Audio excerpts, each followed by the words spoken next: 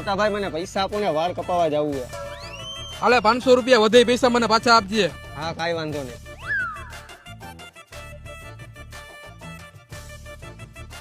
કપાઈ આવ્યો હું વાળ. લાવ વધે પૈસા પાછા. પૈસા તો પૂરા થઈ ગયા, 500 રૂપિયા થયા. 500 રૂપિયા નથી વાળ કાપ્યા.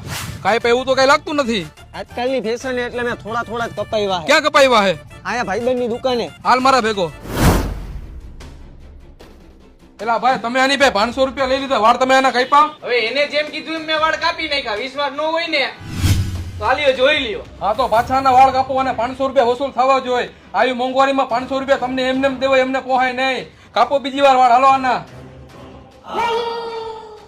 કપાઈ ગયા વાળ?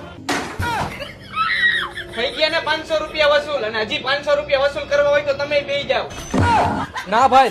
हे प्रभु हे हरि राम कृष्ण जगन्नाथ प्रेमानंद